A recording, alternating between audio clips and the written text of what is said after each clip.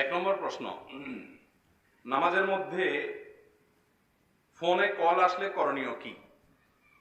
নামাজের মধ্যে যদি মোবাইলে কল আসে তাহলে সেক্ষেত্রে আমরা কি করব বলেন। এক নম্বর কথা হলো যে নামাজের আগে মোবাইলটা বন্ধ করে নেওয়া উচিত। সেটা জামাতে নামাজ হোক অথবা একাকী নামাজ হোক, বন্ধ না করলে কমপক্ষে সাইলেন্ট করা উচিত। কারণ হলো নামাজের মধ্যে যদি ফোন বেজে উঠে তাহলে আমাদের নামাজে মনোযোগে ব্যাঘাত হবে কি হবে না?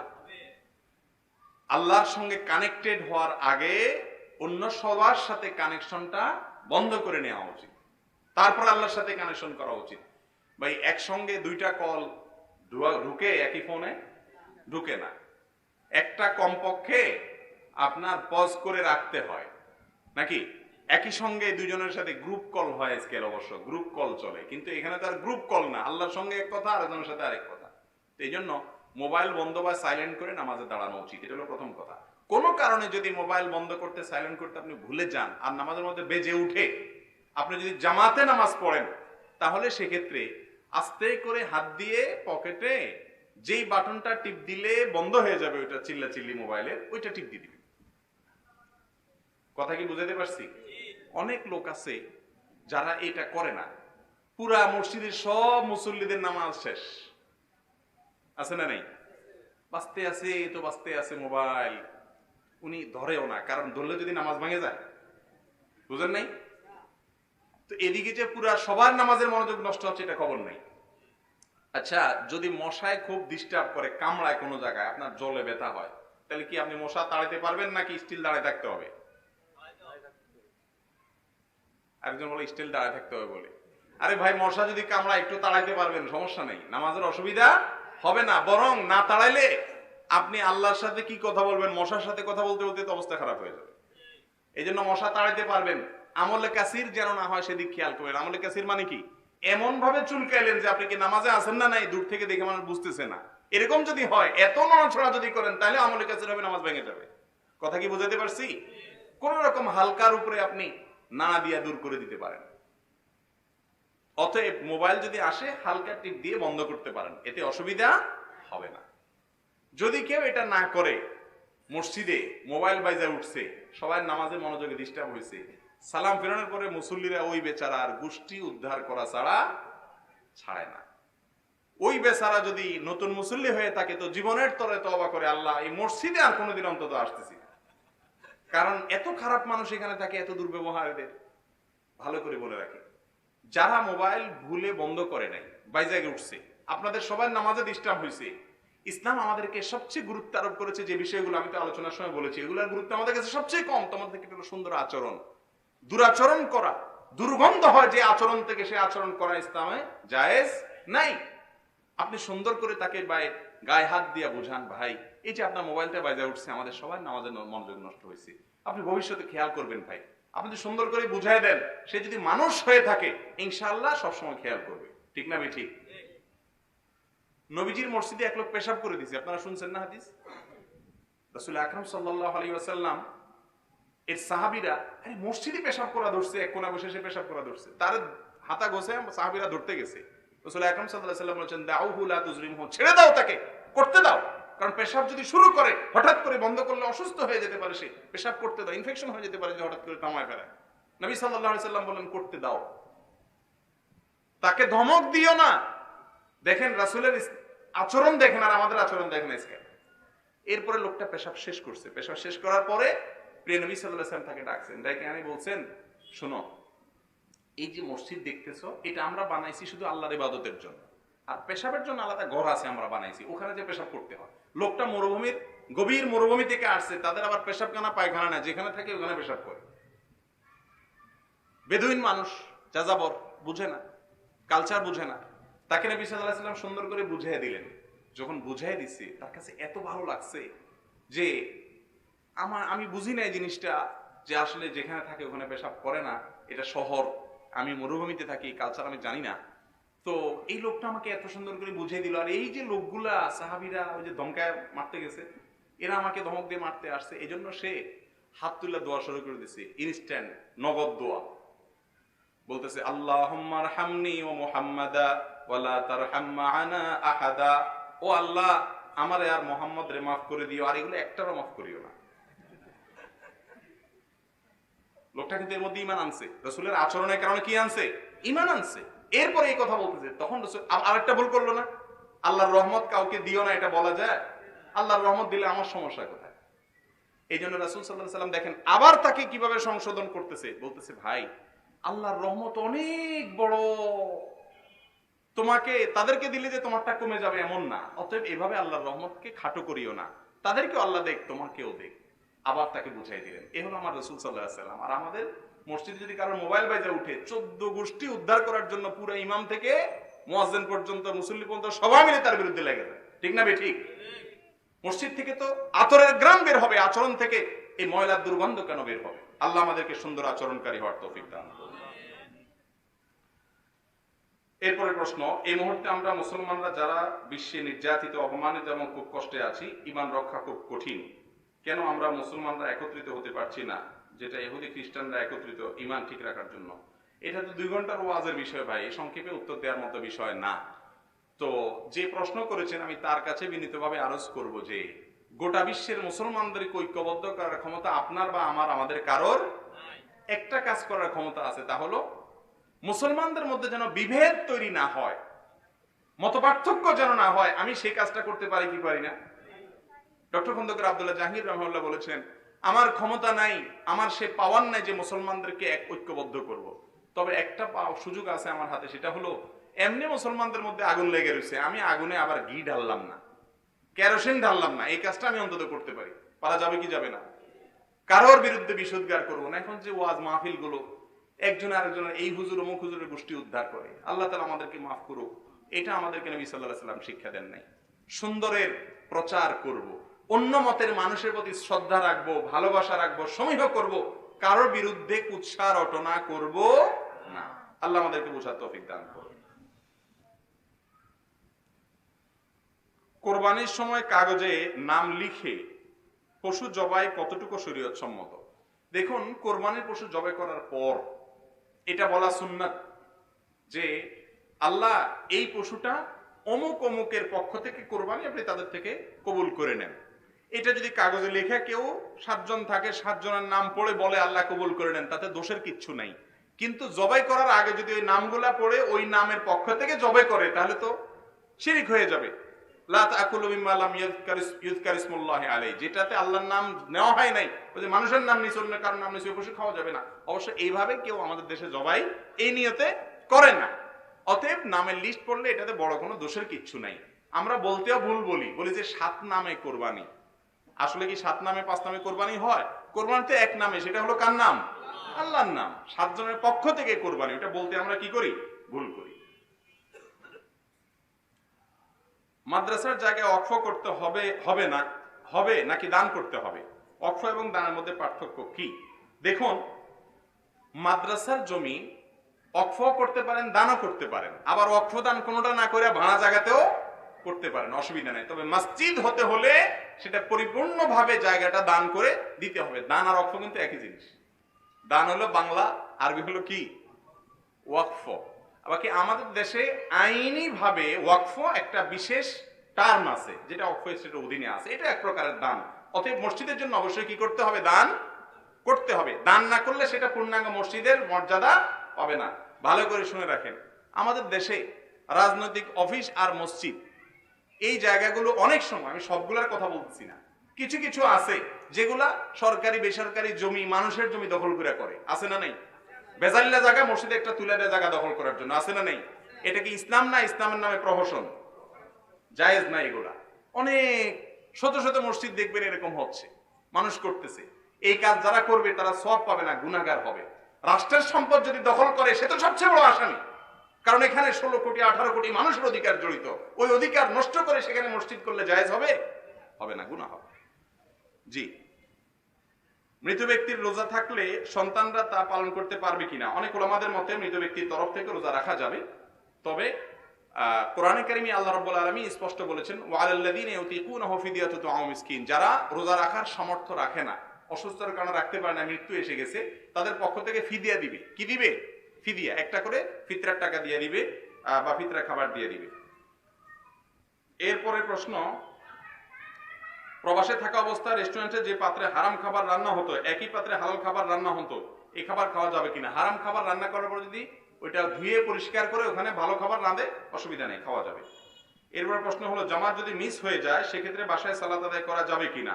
যদি মিস হয়ে যায় কোনো কারণে তাহলে তো করা যাবেই, কিন্তু মাঝে মধ্যে এরকম হতে পারে, সবসময় যেন না হয়। প্রাইজ বন্ডের টাকা গ্রহণ করা জায়েজ হবে কিনা? মূলধন নিতে পারেন, কিন্তু অতিরিক্তটা নিলে মুনাফা নিলে সুদ হবে।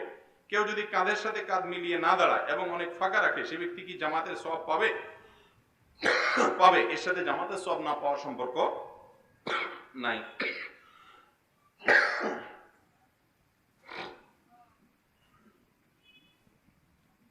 যেসব প্রশ্ন একবার দিয়ে ফেলছি সেগুলো উত্তর দিচ্ছি না। রহিম করিম এ নাম রাখা যাবে কিনা? না, এগুলো রাখতে হবে আব্দুল রহিম এবং আব্দুল করিম এভাবে। তবে হ্যাঁ, কিছু নাম আছে আল্লাহ তাআলার যে নামগুলোর অর্থ মানুষের ক্ষেত্রেও ফিট হয়, সেগুলো রাখা যায়। যেমন করিম মানে অনেক দয়ালু মায়ালু, এটা মানুষের মধ্যেও কিছুটা হলেও ফিটে হয়, যদিও আল্লাহর মতো করিম কেউ হবে না। এই জন্য এগুলো দিয়ে মানুষকে ডাকা যায়, কিন্তু সর্বক্ষেত্রে উত্তম এবং উচিত হলো আব্দুল করিম আব্দুল রহিম এভাবে ডাকা। আমরা তো শুধু করিম ডাকি না, করিম্মা কই, ঠিক না বেঠিক? আল্লাহর নামটাকে আরো ব্যঙ্গ করে বলি, আব্দুল তো বাদ দেই, আবার করিম্মা বলি।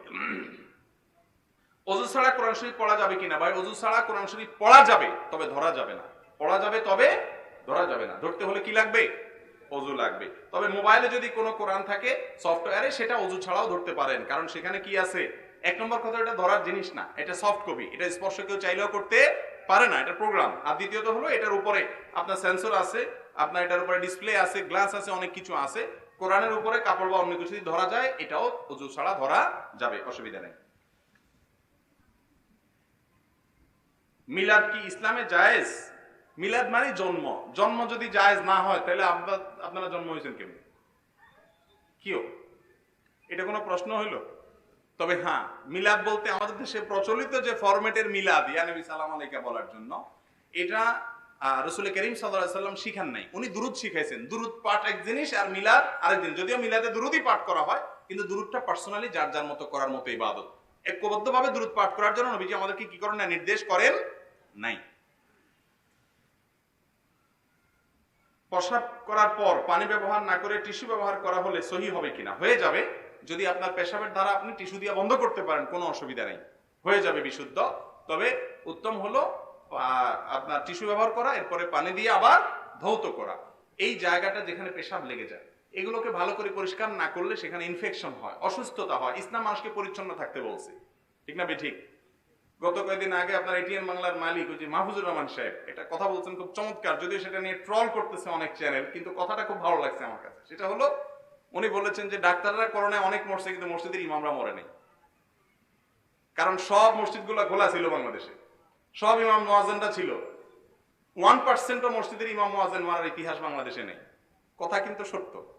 তো উনি বলেছেন যে এটার একটা কারণ আমি এটা বুঝি, যে ওনারা 5 ওয়াক্ত নামাজে 5 বার 3 বার করে এক একটা অঙ্গ ধুইয়া ওযু করে, যার কারণে আল্লাহ তাআলা তাদেরকে পরিচ্ছন্ন রাখছেন। ওনার কথা হয়তো সত্য, হয়তো কাকতালীয়, সেটা ভিন্ন কথা, কিন্তু পরিচ্ছন্ন থাকলে ভালো, এটাতে কোনো সন্দেহ নাই। করোনা এসে আমাদের হাত ধোয়ার যে ফজিলত শিখাইছে, এই ফজিলত তো রাসূল 1000 বছর থেকে আমাদেরকে বলে আসছে, ঠিক না ঠিক? আমরা তো মানি না সেটা।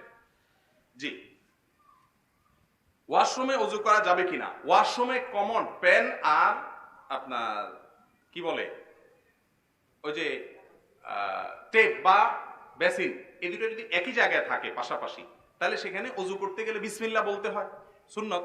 এটা উচিত না, এই জন্য বাহিরে করবেন। যদি বাহিরে কোনো ব্যবস্থা না থাকে, তাহলে বাহিরে বিসমিল্লাহ বলে তারপরে টয়লেটে ঢুকে ওযুর বাকি কাজগুলো করবেন। আর যদি ভিতরে ওযু করেন, তাহলে মুখে বিসমিল্লাহ বলা ছাড়া এমনি ওযু করবেন, ওযু হয়ে যাবে। কিন্তু উত্তম হলো এই জন্য কি করা, বাহিরে ওযু করা। আর টয়লেটে যদি আপনার ওই পেন বা কমোডের সাথে টেপের সাথে বা মাঝখানে কোনো আড়াল থাকে, তাহলে সেক্ষেত্রে আবার সেখানে করতে অসুবিধা নাই। বৈবাহিক ধর্ষণ সম্পর্কে ইসলাম কি বলে? এ বিষয়ে আমাদের একটা ভিডিও আছে, সোশ্যাল মিডিয়াতে বলেছি, বিভিন্ন টিভি চ্যানেলের আপনার লাইভ প্রোগ্রামে আমরা কথা বলেছি। এ বিষয়ে বিভিন্ন কথা আছে অনলাইনে, আপনারা দেখেছেন, নতুন করে বলার কিছু না। শুধু এটুকু বলি, ইসলাম জুলুমকে হারাম করেছে। স্বামী যদি তার স্ত্রীর কষ্ট না বুঝে, দুঃখ না বুঝে, গায়ের জোর খাটায় তার প্রতি জুলুম করে, তাহলে স্বামীর জন্য সেটা হালাল না হারাম? হারাম। অতএব কোন স্বামী যদি স্ত্রীর অসুস্থতা সাময়িক অসুবিধা বিবেচনা না এনে গায়ের জোর খাটায়, তাহলে সেটা অবশ্যই হারাম হবে। আল্লাহ তাআলা নিজের প্রতি নিজে জুলুম হারাম করেছেন স্বামীকে। আবার এটুক ঠিক আছে, কিন্তু স্বামী স্ত্রীর সম্পর্কটা আসলে অনেকটা আবদারের সম্পর্ক। কিসের সম্পর্ক? আবদারের সম্পর্ক। স্বামী স্ত্রীর কাছে আবদার করে, স্ত্রী স্বামীর কাছে আবদার করে। এখানে সব জায়গায় বৈবাহিক দর্শনের এই টার্মগুলো যারা আনে, এরা সমাজে পারিবারিক সম্পর্কগুলো এমনিই তো শেষ হয়ে গেছে, আরো শেষ করে দিতে চায়। স্বামী স্ত্রীর কাছে একটু জোরাজুরি করার অধিকার রাখে। সেটা হলো যদি জুলুম না হয়। জোরাজুরি অধিকার রাখে মানে আমি আবার লাইসেন্স দিলাম না জুলুম করার, কিছুটা জোরাজুরি করতেই পারে, কিন্তু সেটাকেও যদি বলেন যে জোর করলেই বৈবাহিক ধর্ষণ হয়ে যাবে, এটা নিয়ে রিটও হয়েছে কয়েকদিন আগে দেখলাম। যদি এটা নিয়ে রিট হয়, স্বামী স্ত্রীর ওই মুহূর্তে কোনো সাক্ষী থাকে না, প্রমাণ হবে কি দিয়া? এই শুরু হবে যত সব 2 নম্বরের পথ। ঠিক না বেঠিক? আরে ভাই, স্বামী যদি স্ত্রীকে একটু জোরাজোরি করলে, মৃদু আবদার করলে, সেটা যদি আপনার ধর্ষণ হয়, বৈবাহিক ধর্ষণ হয়, তাহলে স্ত্রী যে স্বামীকে একটু জোরাজোরি করে মার্কেটে টেনে টুনে নিয়ে যায়, সেটা তাহলে বৈবাহিক ডাকাতি হবে। ঠিক না বেঠিক বলেন? তাহলে এই যে স্বামী স্ত্রীরা একে অন্যের বিরুদ্ধে কামড়া কামড়ে লাগাই দিলে সমাজের শান্তি হবে না অশান্তি হবে? এমনি অশান্তিতে শেষ, বিয়েগুলো ভেঙে শেষ হয়ে যাচ্ছে। আবার এই সমস্ত জিনিস উদ্ভট কথা নিয়ে এসে ইসলাম এবং মুসলমানদের মধ্যে পারিবারিক সম্পর্কগুলো পৃথিবীর যে কোনো সমাজের চাইতে এখনো ভালো, যেটুকু ভালো আছে সেটাকে শেষ করে দিতে চায় এরা, যারা এই বৈবাহিক দর্শনের টার্ম আমদানি করতে চায়। মৃত ব্যক্তির ছবি ঘরে ঝুলিয়ে রাখা যাবে কিনা? না ভাই, কোনো ছবি ঘরে ঝুলিয়ে রাখা যাবে না। বরং আপনার ছবির ব্যাপারে ইসলামী শরিয়ার যে বিধান আছে সেটাকে আমাদেরকে মেনে চলতে হবে। আমার সময় একেবারে শেষ, অথচ প্রশ্ন কোনো শেষই হচ্ছে না। রাগান্বিত হয়ে স্বামী স্ত্রীকে কিংবা স্ত্রী স্বামীকে তালাক দিলে তালাক হবে কিনা? ভাই, তালাকটা কি মহব্বত করতে করতে হয় না রাগের চোটে হয়? আপনাদের এলাকায় কি মানুষ মহব্বতের চোটে তালাক দিয়ে দেয়? তাহলে এই প্রশ্ন কেন করে মানুষ আমি বুঝি না, যে রাগের মুহূর্তে তালাক দিলে তালাক হবে কিনা। আরে ভাই, তালাক তো হয় রাগের চোটে। ঠিক না ভাই? ঠিক। তবে হ্যাঁ, রাগ যদি এত বেশি হয় যে কি বলছেন আপনি নিজেরও হুঁশ নেই, আশপাশের লোকজন বলতেছে তুমি কিভাবে বউটারে তালাক দিয়ে দিলে, আপনি বললেন কি, আমি তো জানি না আমি কি বলছি, তাহলে আপনাকে শরীয়ত বলবে আপনার নাম হলো ওই মুহূর্তের জন্য আপনি পাগল ছিলেন, অর্থাৎ আপনার সেন্স ছিল না, যার কারণে পাগলের বা মস্তিষ্ক বিকৃত মানুষের কোনো হিসাব নিকাশ নাই, আপনারও হিসাব নিকাশ নাই, তালাক হবে না। কিন্তু যদি আপনি ঠান্ডা মাথায়, মাথা ঠিক থাকে, তাহলে কি হবে? তালাক হবে। এই জন্য আমাদের এক ওস্তাদ ছিলেন খুলনায়, ফতোয়া বিভাগে পড়তাম ওনার কাছে। ওনার কাছে কোনো মাসআলা জিজ্ঞাসা করতে আসলে আগে জিজ্ঞাসা করতেন কিসের মাসআলা। যদি বলতো তালাকের মাসআলা, তো আগে 2 হাত কষায়া বেত একটা দিয়ে আচ্ছা তোর একটা মাইর দিয়ে নিতেন, সে যত বড় শিক্ষিত মানুষ হোক। এরপর বলতে এবার বল মাসআলা বল, কিছু না পায় বউর উপরে যারা। এটা নিয়ে একদিন আলাদা ওয়াজ করা দরকার। ফোনের মাধ্যমে বিদেশ থেকে বিয়ে করা যাবে কিনা? জি, বিয়ে করা যাবে শর্ত সাপেক্ষে। তবে এটা সবচেয়ে শুদ্ধ পদ্ধতি হলো উকিল বানানো। আপনি ফোনে আপনার বাবাকে দায়িত্ব দিবেন, বন্ধুকে দায়িত্ব দিবেন, কাউকে দায়িত্ব দিবেন, অমুক মেয়ের সাথে আমার বিয়ে দিয়ে দাও। 2 জন সাক্ষীর সাথে সে আপনার পক্ষ থেকে 2 জন সাক্ষীর সামনে ইজাব বা কবুল করবে। ভিডিও কলের মাধ্যমে সে অবলোকন করতে পারেন। এটা সবচেয়ে নিরাপদ পদ্ধতি। আচ্ছা, এরপরে আমার কিছু সম্পদ আছে কিন্তু আমার কোনো সন্তান নাই, কিন্তু ভাই বোন আছে, ইসলামী শরিয়া অনুযায়ী আমাদের সম্পদ কিভাবে বর্ণন করা হবে? এটা সংক্ষিপ্ত উত্তর দেওয়ার মতো জিনিস না। প্রতি বছর উমরা করা যাবে কিনা বা অন্য কাউকে পরবর্তীতে পাঠানো যাবে কিনা? প্রতি বছর উমরা করাতে অসুবিধা নাই, তবে মনে রাখবেন মানুষের হক আদায় না করে উমরা করলে সেই উমরাতে সওয়াব হবে না, বরং গুনাহ হবে। অনেক লোক আছে মানুষের পাওনা দেয় না, প্রতি বছর উমরা করে, মানুষের পাওনা দেয় না, প্রতি বছর হজ করে, কুরবানি করে, আছে না নেই? এগুলো গুনাহের কাজ। তবে হ্যাঁ, কারণ যদি এরকম কোনো মানুষের হক না থাকে, তিনি আল্লাহর ঘরে বারবার হাজিরা দেন, তাহলে এতে কোনো অসুবিধা নাই। বরং রাসূল করিম সাল্লাল্লাহু আলাইহি ওয়াসাল্লাম বলেছেন তাবিউ বাইনাল হজ্জ ওয়াল উমরা ফাইন্নাহুমা ইয়ানফিয়ানিল ফাকরা। নবী সাল্লাল্লাহু আলাইহি ওয়াসাল্লাম বলেছেন হজ উমরা একটার পর একটা করো। এইজন্য বেশি করার সামর্থ্য থাকলে করবেন, সমস্যা নেই। স্ত্রীর মোবাইল আসক্তি দূর করো কিভাবে? ভাই, স্ত্রীর মোবাইল আসক্তি কিভাবে দূর করবেন? যে প্রশ্ন করেছেন আপনি নিজে আসক্তি থেকে মুক্ত কিনা, এটা হলো বড় প্রশ্ন। আজকাল তো সবাই মোনাজাতে থাকে, বাচ্চাও তারাও একটা ধরাই দেয়, মাও মোবাইল আতায়, বাবাও মোবাইল আতায়, বাচ্চারা একটা ধরাই দেয় যে ডিস্টার্ব করিস না, তুইও আতা, ধ্বংস আমি একলা হবো কেন, চল সবাই মিলে চলেই যাই। ঠিক না ভাই? ঠিক। এই জিনিসটা এখন পরিবারগুলো ধ্বংসের মূল কারণ, ঈমান নষ্টের মূল কারণ। অতএব স্ত্রীর মোবাইল আসক্তি দূরের জন্য আগে নিজে মোবাইল থেকে আসক্তি থেকে দূর করেন, এরপরে কাউন্সেলিং করেন। কাউন্সেলিং বুঝেন? আমাদের একটাই বুঝি আমরা, সেটা হলো মাইদ্যর গালিগালাজ, আর কিছু বুঝি না। কাউন্সেলিং বুঝানো, এটার ক্ষতিকর দিকগুলো বুঝানো, এই উপলক্ষে এইটাকে নিয়ে বিভিন্ন রকমের প্রোগ্রাম তাকে দেখানো, বলানো, শোনানো, এর মাধ্যমে তাকে বুঝানো। সে যখন বুঝবে এটা তার জন্য ক্ষতিকর, ইনশাল্লাহ আস্তে আস্তে বের হয়ে আসবে। আর অনেকগুলো পলিসি অবলম্বন করতে হবে। স্ত্রী টিভিতে দেখে, হিন্দি সিরিয়াল দেখে, ছাড়তে চায় না, কি করব? শুধু স্ত্রী হিন্দি সিরিয়াল দেখে, সব বউদের উপরে আপনাদের এত খেপা কেন? স্ত্রী হিন্দি সিরিয়াল দেখে আপনি ফেসবুক টিপেন, গড়ে তো সমান সমান, ঠিক না বে ঠিক? যাই হোক, এগুলো থেকে বাঁচানোর জন্য তাদেরকে বোঝানো দরকার। আমি একজন পিতা, আমার সন্তান অবাধ্য, নামাজ পড়ে না, রোজা রাখে না, মাদকাসক্ত, আমি আল্লাহর কাছে কি জবাব দেব? যদি আপনার কোনো ত্রুটি থাকে, এই সন্তানকে ছোটবেলা থেকে মানুষ করার পেছনে, আল্লাহর সঙ্গে পরিচয় করাতে যদি আপনি ত্রুটি করেন, তাহলে আল্লাহর কাছে আপনি দোষী সাব্যস্ত হবেন। এখন যদি সে বিপদে থাকে, এখন আপনি সর্বশক্তি প্রয়োগ করবেন তাকে মানুষ করার জন্য। মাদকাসক্ত হলে তাকে মাদকাসক্ত নিরাময় কেন্দ্রে পাঠিয়ে দেন, সেখানে তাকে কাউন্সেলিং করা হোক, তাকে পরিচর্যা করা হোক, মাদকাসক্তি থেকে তাকে মুক্ত করা হোক। এবং এই মাদক আমাদের সমাজকে শেষ করে দিয়েছে, মাদকের বিরুদ্ধে আমাদের যুদ্ধের ঘোষণা করতে হবে, ঠিক না ঠিক? সর্বত্র গোটা সমাজ আজ শেষ হয়ে যাচ্ছে, এই মাদকের বিরুদ্ধে আমাদেরকে কথা বলতে হবে। আল্লাহ তাআলা এমনি মাদককে হারাম করেননি। অতএব এই সন্তানকে মানুষ আনার জন্য, মানুষ করার জন্য বাবা নিজের জায়গা থেকে চেষ্টা করবেন। তার চেষ্টা যদি কোনো ত্রুটি না থাকে, আল্লাহর কাছে তার জবাবদিহি করতে হবে না ইনশাআল্লাহ। শিশুর নাম জন্মের কতদিনের মধ্যে রাখতে হবে? 3 দিন, 5 দিন, বিভিন্ন রকমের বর্ণনা আছে। নাম নিয়ে আমাদের একটা ভিডিও আছে 38 মিনিটের, ইউটিউবে দেখে নিতে পারেন। শিশুর নামকরণ সম্পর্কিত কিছু পরামর্শ আছে সেখানে। এখানে 7ম দিনে আকিকার আগে আগে নামটা ঠিক করে ফেলবেন, সুন্দর একটা অর্থবহ নাম রাখবেন। টালটু, বল্টু, নন্টু এই সমস্ত রাখবেন না। ওযু ছাড়া মোবাইলে কোরআন পড়া যাবে কিনা? বলেছি পড়া যাবে। ওযু ছাড়া মোবাইলে কোরআন পড়া যাবে। নামাজে কোন সময় আল্লাহর খুব কাছে যাওয়া যায়। নামাজের সবচেয়ে আল্লাহর কাছে যাওয়া যায় সিজদায় গেলে। কোন সময় আল্লাহর কাছে যাওয়া যায়? শুধু নামাজে না, আপনার সারা জীবনে আল্লাহর সবচেয়ে নিকটে যে, একদম আল্লাহর কাছাকাছি যে যদি আপনি চাইতে চান, তো তার একমাত্র সুযোগ হলো সিজদা। কোথায়? সহিহ মুসলিমে বর্ণিত হাদিসে নবী আলাইহিস সালাম বলেছেন, আকরাবু মা ইয়াকুনুল আবদু মির রাব্বিহি ওয়া হুয়া সাজিদ। বান্দা আল্লাহর সবচেয়ে নিকটে চলে যায় যখন সিজদায় চলে যায়। এইজন্য সিজদায় গিয়ে আল্লাহর কাছে চাইবেন। যখন কেউ আপনার পাশে নাই, আল্লাহকে পাশে পেতে চান, সিজদায় পড়ে যান, পড়ে আল্লাহর কাছে দোয়া করেন। নামাজ ছাড়াও সিজদা দেওয়া যায়, এমনি আল্লাহু আকবার বলে সিজদা দিয়ে কাঁদেন ভোর রাতে, তাহাজ্জুদের সময়, বিভিন্ন সময়। সিজদা হলো আল্লাহর সবচেয়ে নিকটে এবং কাছাকাছি যাওয়ার মাধ্যম। নামাজে কোন সময়, আচ্ছা, এরপরে কোন মেয়ে কি বাবার পরিবর্তে টাকা, কোন মেয়ে কি তার বাবার পরিবারে টাকা দিতে পারবে? মেয়ে নিজের টাকা দিতে পারে বাবার পরিবারে। স্বামীর টাকা দিতে হলে স্বামীর পারমিশন লাগবে। আর স্বামী যদি তাকে হাত খরচের টাকা দেয়, সেখান থেকে সে অবশ্যই দিতে পারবে। এই জন্য ইসলাম মহরের বিধান রাখছে, মহিলার হাতে মহর থাকবে, সে যখন খুশি তখন বাবাকে দিবে, ভাইকে দিবে।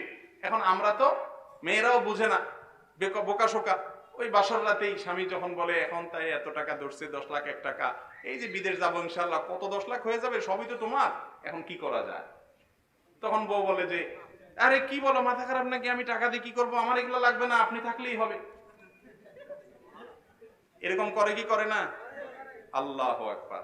এই বেহায়াকে বিয়ে করতে বলছে কে? যে মহর দিতে পারে না, বোর কাছে মাপ চায়। বাসর রাতে যে এসব বোর কাছে মাপ চাওয়া লাগে, নির্লজ্জরে বিয়ে করতে বলছে কে? ওর জন্য বিয়ে না তো, ওর জন্য রোজা।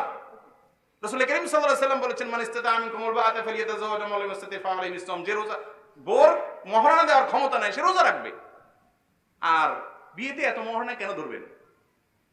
এত মহরনা কেন ধরবেন?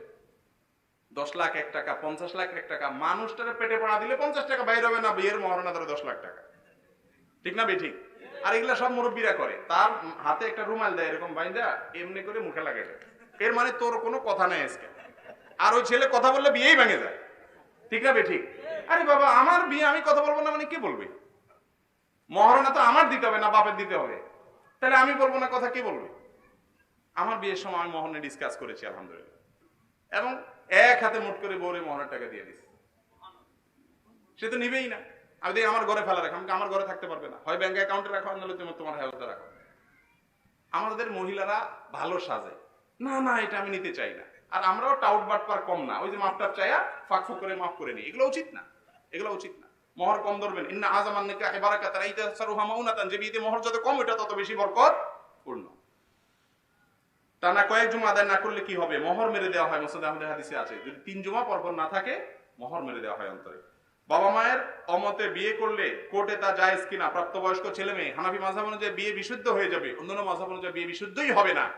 আর এই ধরনের বিয়েতে কোনো কল্যাণ নাই। শুদ্ধ অশুদ্ধ পরের কথা, কোনো কল্যাণ, অভিভাবকের অমতে বিয়েতে কল্যাণ থাকে না। এটাই হলো বাস্তবতা। স্বামী স্ত্রী মিল মহব্বতের জন্য তাবিজ ব্যবহার করা যাবে কিনা? তাবিজে মিল মহব্বত তৈরি করতে পারে না ভাই। যে তাবিজ দেয় তার 2 পয়সা কামাই হয়, এই মাঝখান দিয়ে ওই বেচারার 2 পয়সা কামাই হয়, পকেট ভারী, এছাড়া কোনো ফায়দা নাই। তাবিজে মিল মহব্বত, আরে ভাই চেহারা পাল্টান, চরিত্র পাল্টান, মানুষের মতো মানুষের মিল মহব্বত এমনি হবে ইনশাআল্লাহ। চাঙালের মতো আচরণ করবেন আর তাবিজ আনবেন, মিল মহব্বত হওয়ার জন্য হবে কোনোদিন? কথা বুঝেন নাই? মানুষের মতো মানুষ হন। হ্যাঁ, এমনও হতে পারে যে আপনি মানুষের মতো মানুষ হওয়ার পরেও বউ এমন অমানুষ, বা বউ মানুষ হওয়ার পরেও স্বামী এত অমানুষ যে মিল মহব্বত হয় না, তাহলে সেক্ষেত্রে ওই তাবিজ টাবিজ এনে লাভ নাই। ওর জন্য লাঠি মাটির ব্যবস্থা করেন মুরব্বীদেরকে বলে। কথা বোঝাতে পারছি? জি, তাবিজ না, এমনি দোয়া করবেন আল্লাহর কাছে। কবরস্থানের মসজিদের মধ্যে কোনো দেয়াল না থাকলে নামাজ পড়া যাবে কিনা? জি না, স্পষ্ট নিষেধ আসছে। রাসূল আকরাম সাল্লাল্লাহু আলাইহি ওয়াসাল্লাম বলেছেন যে মসজিদে কবর আছে সেখানে তোমরা কবরের উপরে তোমরা নামাজ পড়িও না। হ্যাঁ, মসজিদের সামনে কবর আছে, আলাদা মসজিদের ওয়াল আছে, তাহলে ওখানে নামাজ পড়াতে অসুবিধা নাই। মুসলিম যৌথ পরিবারে দেবর ভাসুরের সাথে দেখা করা যাবে কিনা? দেবর ভাসুরের সাথে দেখা করা যাবে কিনা? রাস্তায় একজন মানুষের সাথে দেখা করলে যে গুনাহ হবে, দেবর আর ভাসুরের সাথে দেখা করলে তার চাইতে বহুগুণ বেশি গুনাহ হবে। বাহিরের একজন মহিলার সাথে দেখা করলে যে গুনাহ হবে, শ্যালিকার সাথে দেখা করলে তার চাইতে বেশি গুনাহ হবে যদি সে প্রাপ্তবয়স্ক হয়। কথা কি বুঝাতে পারছি? নবী সাল্লাল্লাহু আলাইহি সাল্লামকে জিজ্ঞাসা করেছি, ইয়া রাসূলুল্লাহ, এই দেবর আর এই শ্যালিকা সম্পর্কে আপনি কি বলেন? মনে করছে এরা ঘরে থাকে তো এদের জন্য বোধহয় কোনো ছাড় আছে। নবী সাল্লাল্লাহু আলাইহি সাল্লাম বলেছেন, আরে আলহামদুল মউত, দেবর আর শ্যালিকা এগুলো তো মউত, মৃত্যু দেখে যেরকম ভয় পায়, এগুলো দিয়ে সেরকম ভয় পাওয়া উচিত। অতএব দেবর ভাসুরের সাথে পর্দা আরো কড়াকড়ির সাথে করতে হবে। যৌথ পরিবারে স্ত্রীকে রাখলে দেবর ভাসুরের সাথে পর্দা অনেক সময় সম্ভব হয় না। পর্দা যে কোনো ভাবে করতে হবে, আপনি যৌথ থাকেন আর পৃথক থাকেন সেটা ভিন্ন বিষয়। এরপরের প্রশ্ন হলো, কোরআন খতম করে হাদিয়া দেওয়া যাবে কিনা? কোরআন খতম করাইয়া মনে হয়, মানে হুজুরদেরকে দিয়ে কোরআন খতম পড়াইয়া টাকা দেওয়া যাবে কিনা? দেওয়া যাবে, এতে কোনো অসুবিধা কিচ্ছু নাই। কারণ এই মাসআলা আমার হুজুর জাতীয় মানুষের ফায়দা আছে, আমি সেটাই বলতেছি। দেয়া যাবে, এতে লাভও হবে, তবে লাভটা যে দিবে তার হবে না, যিনি কোরআন তেলাওয়াত করলেন তারই হবে। আর যিনি টাকা দিলেন তার আমও গেছে, সালাও গেছে। আমসালা দুইটা কিভাবে গেছে জানেন? তেলাওয়াত করছে হুজুরে, তাহলে আল্লাহ বলেছেন যে লা তাযিরু ওয়াজরাতুন বিজরা উখরা, লাইসা লিল ইনসানি ইল্লা মা সা, যে যা করে সে তা পায়। উনি যা করছে উনি তা পাবে, ওনারটা আমি পাবো না। মানি ট্রান্সফার করা যায়, কিন্তু এই সমস্ত এই কোরআন তেলাওয়াত ট্রান্সফার করা যায়, নামাজ ট্রান্সফার করা যায়? তাহলে তো বড় লোকরা নামাজ পড়তো না, একটা রেগে টাকা দিয়ে নামাজ পড়লে হয়ে যেত, ঠিক না ঠিক? অতএব হুজুর তেলাওয়াত করলে হুজুরের লাভ হইলো, আবার হুজুরের হাদিয়াও দিলাম, তাহলে হুজুর আপনার বাড়িতে এসে তেলাওয়াত করলো, তেলাওয়াতের সওয়াব হের, টাকাটাও পাইলো সে, খাইলো সে, আপনার আমসালা সবই গেল। কথা কি বুঝাতে পারছি? এখন এই মাসআলা হুজুরদের ব্যবসা বন্ধ হয়ে যাবে, কিন্তু কথা হাকিকত। তেলাওয়াত যারটা সেই করতে হবে, টাকা দিয়ে তেলাওয়াত হয় না।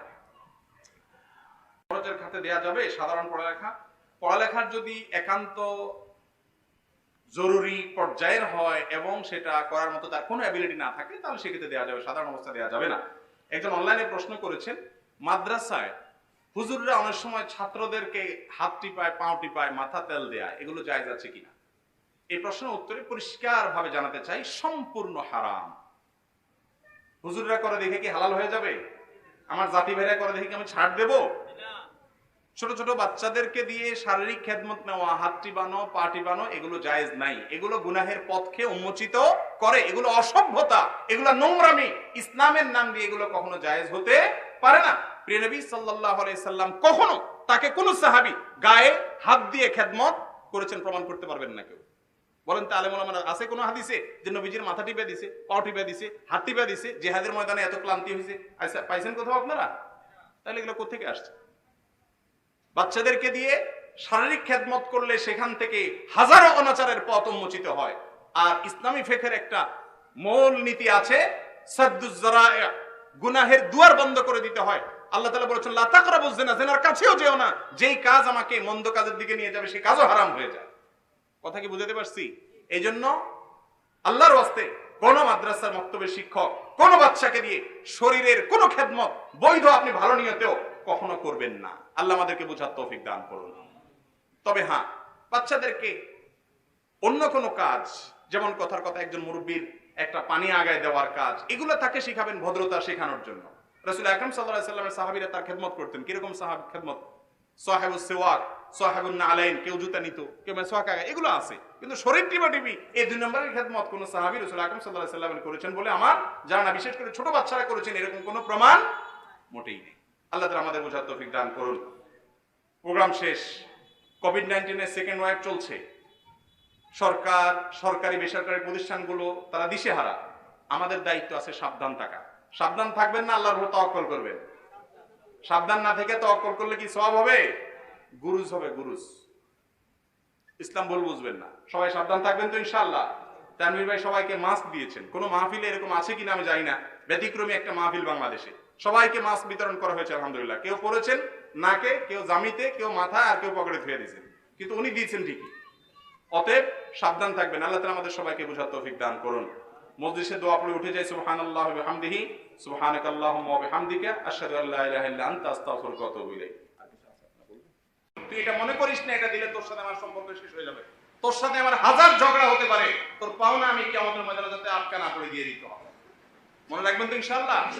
আবার গরবিনার জমি নিজে রাখি, ওই নালের জমি সমান দিয়ে দিবেন, মুগুর একটাও মিস হবে না কিয়ামতের ময়দানে।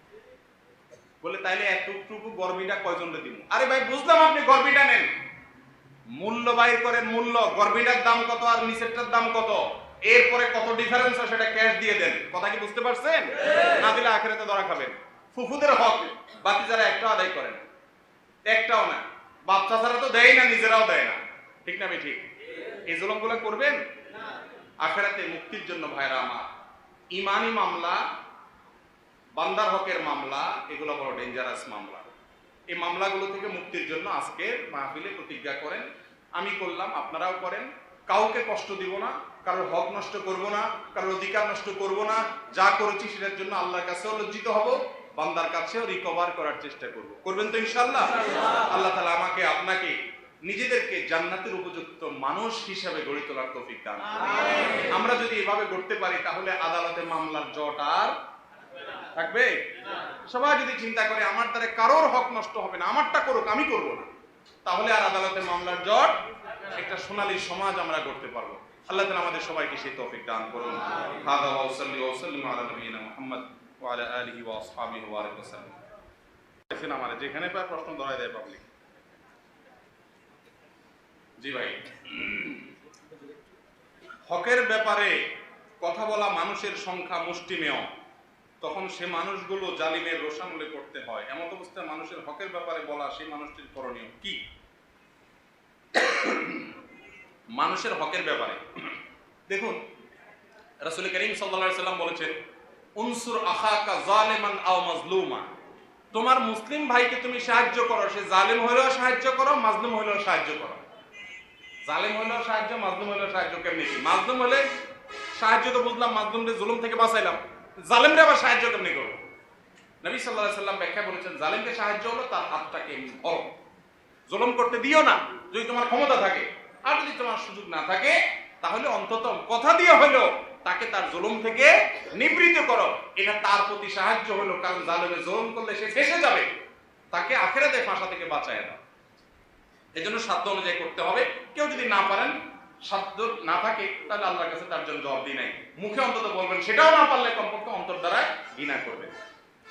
পরীক্ষা অসৎ উপায় অবলম্বন করে পাশ করলে, সেই সনদ দিয়ে চাকরি পেলে, সেই চাকরি উপার্জিত টাকাটা হালাল হবে কিনা, খুবই গুরুত্বপূর্ণ একটি প্রশ্ন। ছাত্র ভাইদের অনেকেরই প্রশ্ন আছে, কারণ কম বেশ বেশিরভাগই এই কাম করছে। একটা খুশির খবর আপনাদের জন্য, এই টাইপের লোকদের জন্য, তা হলো উপার্জন হারাম হবে না ইনশাআল্লাহ। বুঝতে পারছেন? 2 নম্বরই করে নকল করে যদি পরীক্ষায় পাশ করেন, ওই সার্টিফিকেট দিয়ে যদি আপনি চাকরি নেন, চাকরিটা যদি বৈধ হয়, ভালো কোনো কাজ করেন, হালাল কোনো কাজ করেন এবং পরিশ্রম করে পারিশ্রমিক নেন, তাহলে ওই যে 2 নম্বরই করেছেন অর্থাৎ নকল করেছেন, ওটার কারণে সব উপার্জন হারাম হয়ে যাবে। কারণ কি? কারণ হলো আপনি যে উপার্জনটা করছেন ওটা হলো শ্রমের বিনিময়ে পারিশ্রমিক। শ্রমের বিনিময়ে পারিশ্রমিক, এখানে সার্টিফিকেটটা গৌণ। আপনি যদি শ্রম দিয়ে থাকেন সঠিক খাতে এবং পারিশ্রমিক নেন, সেটা হালাল হবে। তবে আপনি যে নকল করেছেন সেটা একটা গুনাহের কাজ করেছেন, প্রতারণা করেছেন, মিথ্যা করেছেন, ধোঁকা দিয়েছেন, যার কারণে আল্লাহর কাছে লজ্জিত হয়ে মাপ চান, লজ্জিত হন এবং ভবিষ্যতে কখনো কোনো কালে কাউকে প্রতারণা আর করবেন না। ঠিক আছে তো ইনশাআল্লাহ? হালালের সার্টিফিকেট পাইয়া একদম নিশ্চিন্তে শুয়ে যায় না, ওই যে প্রতারণা করছেন সেজন্য আল্লাহর কাছে কি চাবেন? মাপ চাইবেন। দাড়ি এক মুষ্টির কম রাখলে সুন্নত পালন হবে কিনা? না ভাই, এক মুষ্টির কম রাখলে সুন্নত পালন হবে না, কারণ এক মুষ্টির কম দাড়ি রাখা কোনো সুন্নত নয়। না রাসূল সাল্লাল্লাহু আলাইহি ওয়াসাল্লামের সুন্নত, না খোলাফায়ে রাশিদের সুন্নত, না সাহাবায়ে কেরামের সুন্নত। আপনারা অনেক ফতোয়া শুনবেন, দূর থেকে দাড়ি দেখা গেলে বোঝা গেলেই নাকি দাড়ি রাখার কাজ আদায় হয়ে যায়। অনেকে বলে পুরুষ আর মহিলা পার্থক্য করা যায়, এরকম দাড়ি রাখলেই নাকি চলে। বুঝতে পারছেন তো? এগুলো সবগুলো মন গড়া ফতোয়া। রাসূল করিম সাল্লাল্লাহু আলাইহি ওয়াসাল্লাম বলেছেন আফুল লোহা, দাড়িকে লম্বা করো, ছেড়ে দাও। আরফুল লোহা, দাড়িকে ছেড়ে দাও। তিনি দাড়ি ছেড়ে দিতে বলেছেন, দাড়ি ছোট করার নির্দেশ নাই। বুখারী বর্ণনায় আসছে আব্দুল্লাহ ইবনে ওমর রাদিয়াল্লাহু তাআলা আনহু হজের সময় এক মুষ্টি ধরে তারপরে কেটেছেন। কে? আব্দুল্লাহ ইবনে ওমর। কোথায় আসছে? বুখারীতে আসছে। আবু রাদিয়াল্লাহু তাআলা থেকেও আসছে। তো যার কারণে অনেক উলামাদের মতে এক মুষ্টির পরে কাটা যাবে, কিন্তু তার আগে ছোট করা। এখন কেউ যদি ছোট ছোট রাখে তাহলে সে নাই মামাচ্ছে কানা মামার মতো হইল আর কি। একদম না থাকলে যেটা হবে তার চাইতে কি অবশ্যই ভালো, কিন্তু এটা সাফিসিয়েন্ট বা যথেষ্ট না, তাকে ওই মূল জায়গায় যেতে হবে। আল্লাহ তাআলা আমাদেরকে তৌফিক দান করুন। লক্ষ্মীপুর জেলার সুন্দরবন কুরিয়ার সার্ভিসে আসুন্নাহ ফাউন্ডেশন থেকে আসা তাওহীদ পাবলিকেশন প্রকাশিত সিরাত রাহিকুল মাহতুম মেঝেতে পড়ে থাকতে দেখেছি। কর্তৃপক্ষকে অবগত করার পরেও তারা ব্যবস্থা নেয়নি। বলেছিলাম এখানে পবিত্র কোরআনের আয়াত আছে, এরপরও তারা কোনো ব্যবস্থা নেয়নি। প্রশ্ন, এভাবে দ্বীনি কিতাব মেঝেতে ফেলে রাখলে ঈমান নষ্ট হবে কিনা?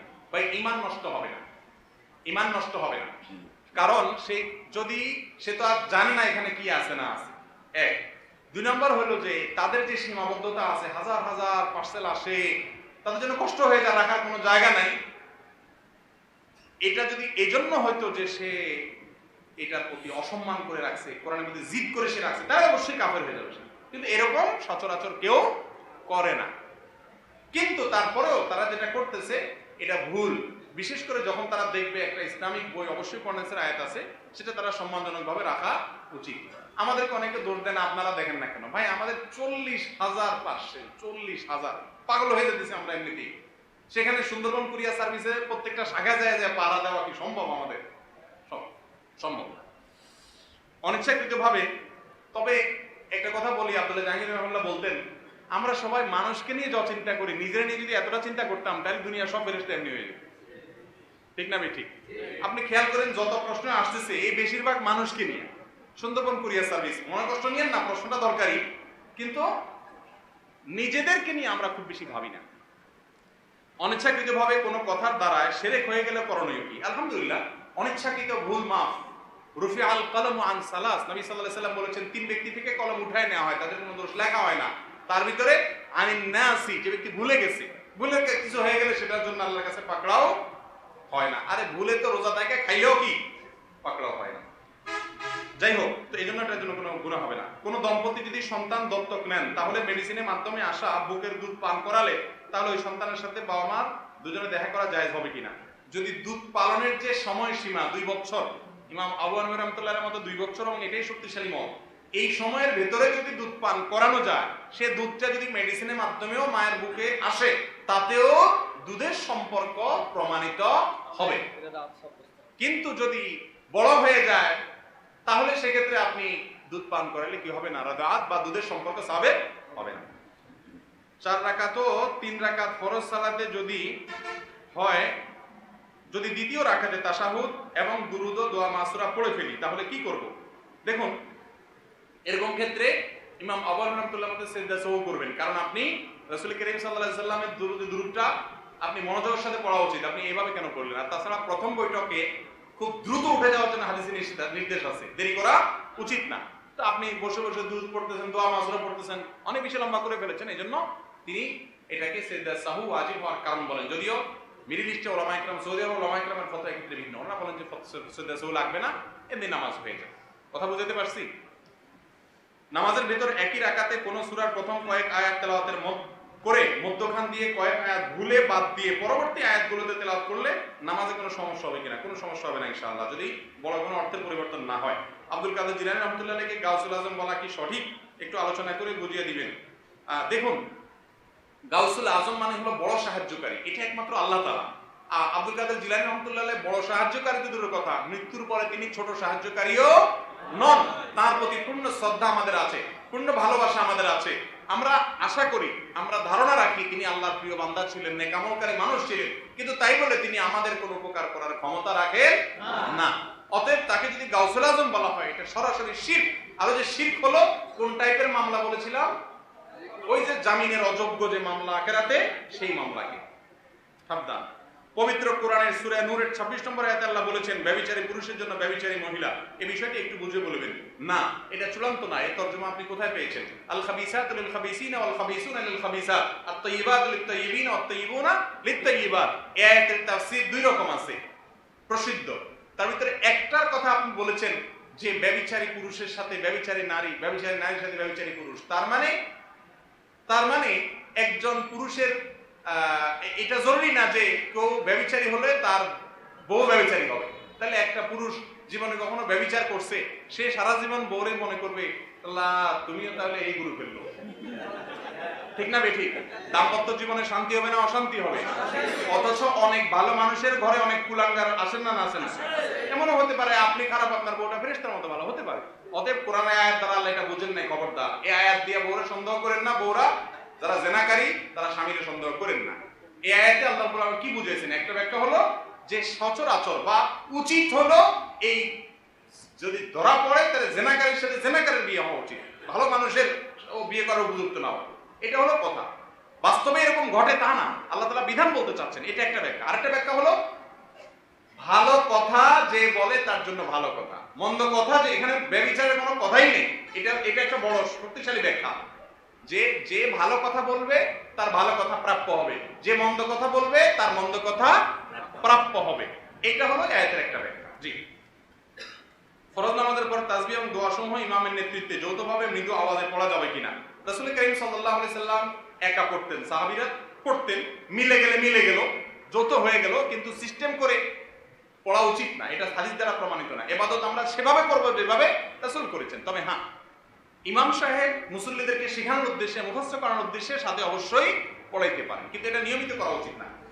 মোবাইলের মাধ্যমে বিয়ে সহি হবে কিনা? উল্লেখ্য ছেলে বিদেশে থাকে, মেয়ে পাত্রী দেশে থাকে। সহি হলে তরিকা নিয়ম কি হবে? ভাই, মোবাইল বিয়ে বিশুদ্ধ, তবে এর জন্য সবচেয়ে নিরাপদ উপায় হলো তাওকিলের পদ্ধতি। তাওকিল বোঝেন? তাওকিল মানে হলো যিনি বিদেশে আছে তিনি দেশে তার কোনো ভাইকে, বাপকে, বন্ধুকে বলবে অমুক মেয়ে এই গুণ বৈশিষ্ট্য, তার সাথে এত টাকা মহারণা, তুমি আমার পক্ষ থেকে বিয়ের প্রস্তাব দিও বা প্রস্তাবে কবুল করিও। তো সে বলবে অমুক আমাকে উকিল বানাইছে, সে উকিলের দায়িত্ব আদেশ তার পক্ষ থেকে এটা করতেছি, তাতে বিয়ে হয়ে যাবে। এতে আবার উকিলের সাথে বিয়ে হবে না, সে চিন্তা করে না। কথা বুঝতে পারছেন? আর এটাকে ওই ভিডিও কলের মাধ্যমে আপনারা ধারণ করতে পারেন। যদিও এখন ওলামা একরাম বলতেছেন যে ভিডিও কলে সরাসরি প্রস্তাব বিয়ে করা যাবে। মূলত এখানে যাতে কোনো ধোঁকা প্রতারণা না হয়, একজনকে দেখাইলো আরেকজনকে বিয়ে হলো, এরকম হয় কি হয় না, এই জিনিসটা যেন না হয়, এই জন্য ইসলাম এই ব্যাপারে শক্ত অবস্থানে থেকেছে। আর এর মাধ্যমে, প্রতিনিধির মাধ্যমে যদি করেন, তাহলে সেক্ষেত্রে প্রতিনিধির মাধ্যমে করলে প্রতিনিধি এটা প্রমাণ হওয়ার জন্য কোনো সাক্ষী প্রয়োজন হয় না, একজন বললেই হয় যে আমারে উকিল বানাইছে, তাতেই হয়ে যায়। মোবাইলের মাধ্যমে এটা গেল। ডক্টর আব্দুল্লাহ জাহাঙ্গীর রহমানুল্লাহর জীবনী থেকে ছাত্রদের জন্য কয়েকটা অনুসরণীয় শিক্ষা বলবেন। ধন্যবাদ। প্রশ্নকারী শাহজাদা ইয়ামিন, টুমচর কামিল মাদ্রাসা। ভাই, ডক্টর খন্দকার আব্দুল্লাহ জাহাঙ্গীর রহমানুল্লাহর গল্প বলার সময় নাই, এটা তো প্রশ্ন করেন নাই, এটা আবদার করেছেন। এই আবদার ইনশাআল্লাহ আগামী বছর যদি আল্লাহ মাহফিল করার সুযোগ দেয়, এই আবদার আগামী বছরের জন্য বুকিং রাখলাম ইনশাআল্লাহ। বোবাদের ক্ষেত্রে ইসলামের বিধান কি? কারণ অনেক বোবা কানে শুনে না, সেক্ষেত্রে তাদের নামাজ রোজার বিধান কি?